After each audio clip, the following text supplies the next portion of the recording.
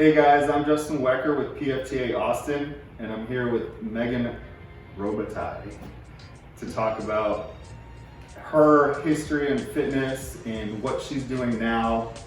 I'm going to let her take the floor just to tell us a little bit about herself. Hello, as Justin said, my name is Megan Robitaille. I would say, I guess I've been in the fitness industry only about 4 years, but I've had my own business for 2.5 as an online coach. And I'm sort of making a transition now into coaching, I guess, other coaches, but still coaching fitness clients from a more like mental perspective, understanding that we train the body with repetition. We also have to train the mind with mental practices that reflect the practices we do in the gym, and giving people the scientific understanding that makes those practices compelling. Because I think we talk about doing them a lot, but when time gets short, we'd rather just get to the gym, and we more often skip out on training our brain. So I guess you could say my mission is to educate people so that they understand that they have a really compelling reason to commit to those things, whether they want to change their body or they want to start a business or get clients or whatever change they want to make. So yeah, that's where I'm at. Awesome. So Megan, what were you doing before you started to try and do this shift? College? Well, I guess the shift is happening now. Basics, short story here is that entering college, I had always been like a track and a soccer athlete. Towards the end of high school, I got much more serious about actually ballet, and I stopped everything else. And then in college, I was dancing really seriously, like 3 hours every night, usually at least. And I kind of got into this like obsessive mindset where I was also like running 10 miles every morning, and then I wouldn't eat. So I had an eating disorder and very like serious exercise compulsion, exercise addiction. I remember when I would go home for Christmas break or anything like that, I would lock myself in my parents' basement for 3 hours, and if anyone came down, I would like freak out. I'd be like doing burpee. Like it was like very like, I was like sick. And I guess I got formally, diagnosed with what they thought was anorexia, more like orthorexia, in my sophomore year, because I severely pulled my hamstring. So my physical body was like, nope, you gotta slow down. And I remember freaking out, and anyway, going through this whole like sort of recovery process, which took a while. And I realized that as much as I gained weight and lost it and gained weight and lost it and moderated, and even until like last year, even now, I'm still checking myself whenever I start a new program. It creeps up and I overtrain, and it creeps up and I overtrain, and I have to really rein myself in because that neural network is still built. And so, long story short, even though it's really still long, is that towards the end of college, I had gained probably 30 pounds from my lowest, but I was still quite small. Like if you looked at me then, you would have been like, how did she gain 30 pounds? Because I started lifting in my junior year of college, and I loved it, and I was getting stronger, and I shadowed a few personal trainers in my senior year, and then straight out of college, I got certified with NASM, worked at a gym for 2 years, where I realized that it was in upstate New York, privately owned small gym. I made like $30 for an hour-long session. This was in 2017. Wasn't making ends meet, living in my parents' house. It just wasn't, it wasn't the greatest. I actually got fired from that job because I think the universe was like, get out. And I was like, no, I'm safe here. And it was like, get out. So I got fired. And then I took this leap and I started my own online business. I invested all $6,000 that I had in my account in a business coach. And within the 3 months after that, I was generating $10,000 to $20,000 a month online. And then the shift now is happening with this identity crisis, me being 25 and realizing that a lot of my motivations for becoming a trainer and having my own business in the first place were, as much as I claimed that I was over it, a way for me to like maintain this overtraining or this like image of myself. So I had to detach myself from fitness and realize that, especially through this quarantine, there was a lot of mental healing I still had to go through with the eating disorder. So the shift came in me realizing that I was really pushing too hard to work the last year and my income was going down, my drive was going down. I wasn't like loving what I was doing anymore because I love training, but I wasn't like treating myself well, I don't know. And I still had these like patterns of belief and habit built in my brain, and I wasn't training my mind like I was training my body. So that's where I realized that getting back on those patterns and studying all the things that I already knew again was important. And that's where Shift kind of was born, which is now an online course that teaches all of this. Just to like impress upon us the importance of the mental shift. Because I think that there's a ton of trainers and coaches that are like, mind body coaching, I'm a mindset coach, I do fitness and mindset. And they get on a group call with their clients and they're like, how's your body image today? And I'm like, that's not a compelling mindset conversation. Like, we need to be talking about like what's happening in your brain. Like, how did the human brain evolve? Why do you have certain tendencies? Why is addiction, why does it exist? And how is it like in all this plethora of forms that like can include food and exercise, or like the opposite of food and exercise? Like, why don't we talk about those things? And so I like just feel really passionately about that because I'm a little bit tired of like an industry that is claiming to be so mentally focused, but demonstrates over and over again that it's only physically focused.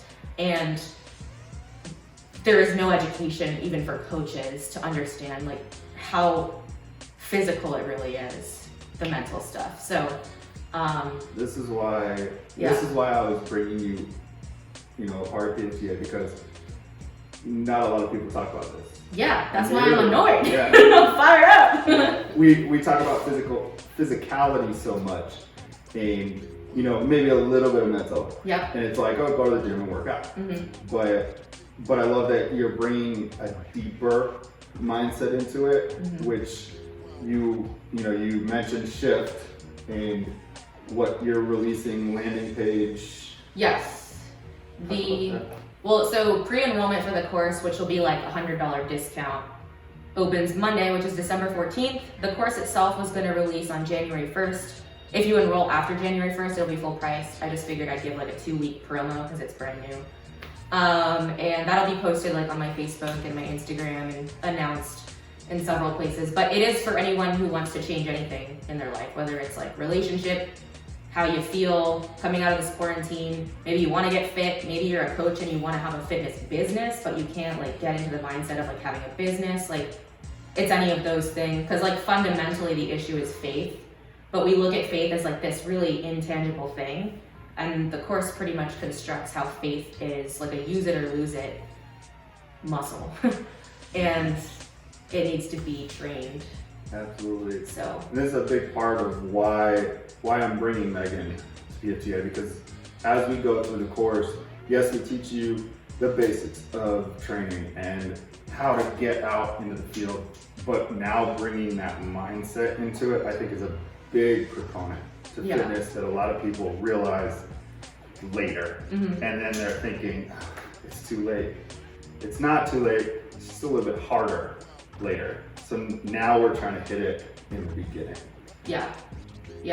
Well, and even in my old business coaching program, there are plenty of trainers way more qualified than I was. Trainers twice my age, trainers that could have been my mother, asking me like, how are you getting this many clients? How are you getting this engagement? How are you doing these things online? And it wasn't because I was presenting myself as the most qualified, because I wasn't. It wasn't that I had the highest level of expertise. It was that I was using, and this is very law of attraction. It's just, it's tangible, it's science. I was like, honestly, dude, like I wake up every morning and I spend an hour feeling in my chest the emotions that I would feel as if this were, like I committed to this practice. And because I crafted so much belief in it, the floodgates just opened and people came in. And I have actually one business coaching client now who's got to be like in his 50s. And he had a lot of trouble with this. Even when it came into like investing in me, he was like, can you guarantee this is gonna work? And I'm charging him very little compared to like anyone else in the industry. And I was trying to impress upon him the importance of like, hey, energetically, if you have qualms about investing in yourself, you're not gonna attract people that are gonna invest in you. It's not gonna work. So invest in your mental growth too, actually, with equal priority, you know? When you were getting started with all this, how did you network, or how do you network now? Like, how do you get yourself out there? Yeah. So that's the kind of thing that a business coach does help with at the beginning.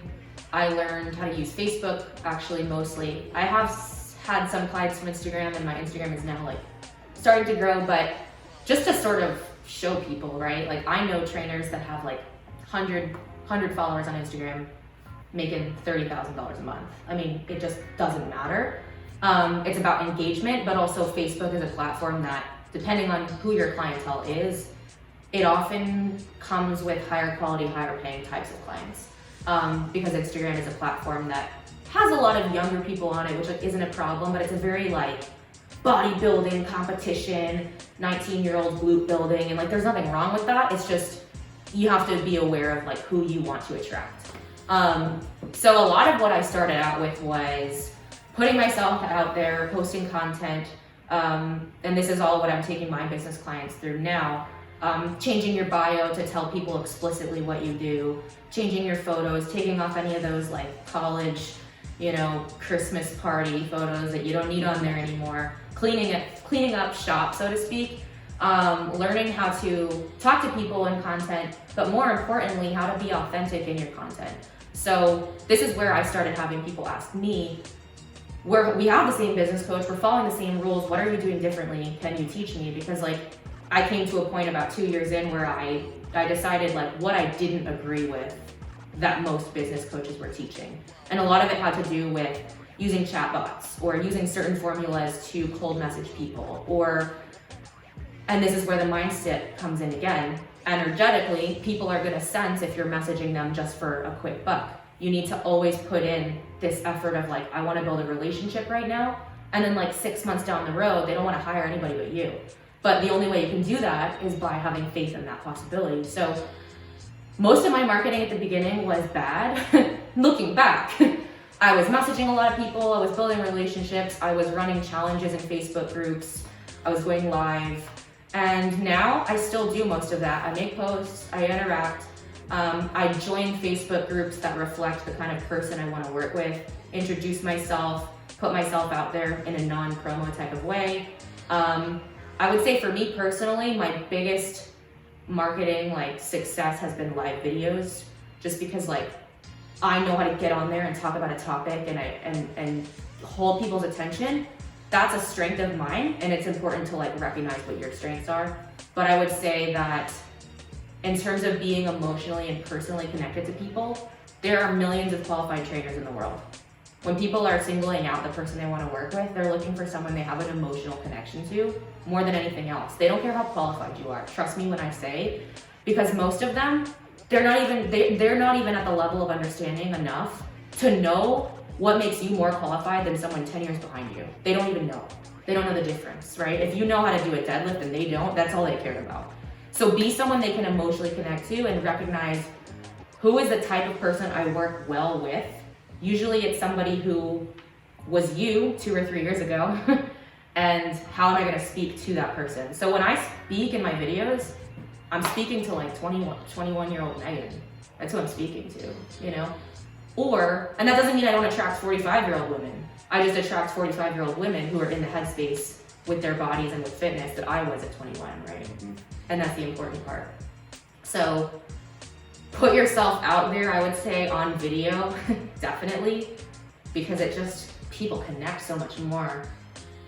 You can write so many posts, and people just, with social media now, like, they'll never know who you are, That's a good point.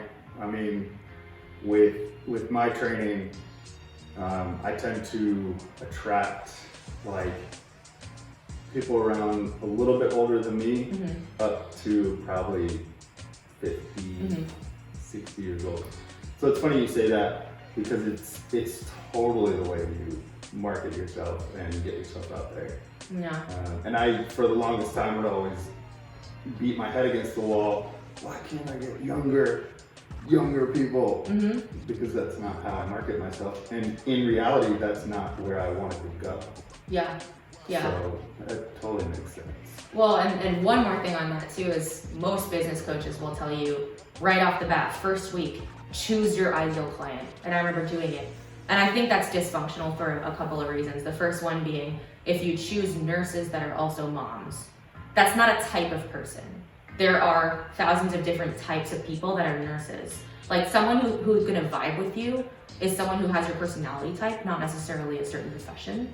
So when you try to make content that caters to nurses, they might identify who they are as a nurse, but it's not gonna be as emotionally connected as it needs to be. The second thing is that you need to give your ideal client room to like evolve and change, because for me, it's more of an observation than a decision.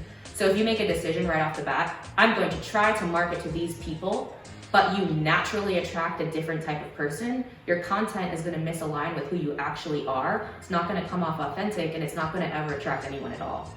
So every 3 months or every 6 months, I would say, who are my like top 5 clients that I really resonate with? What do they have in common? How did I attract them? And am I actually trying to attract that person?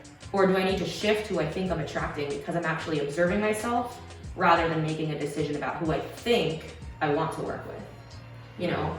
And that's a lot of simplified programs, business coaching programs will tell you, you have to get clear on your niche, but that's a process. That might take years. Don't decide and put it in a box. Yeah. And all. Well, and you know, it sounds like you do a lot. Yeah, I need to slow down.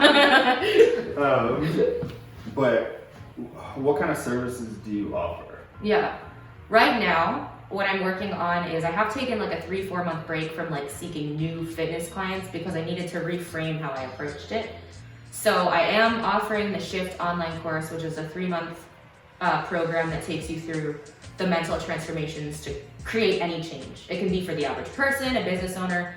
I'm still fitness coaching and I'm still business coaching, and both of those things have Shift as their foundation. So the idea is anybody can just buy the course. If you want to buy the course and also have one-on-one coaching, either with fitness or business, you can also do that. Those are kind of like the 3 offers right now. Yeah. That's awesome. So, yeah.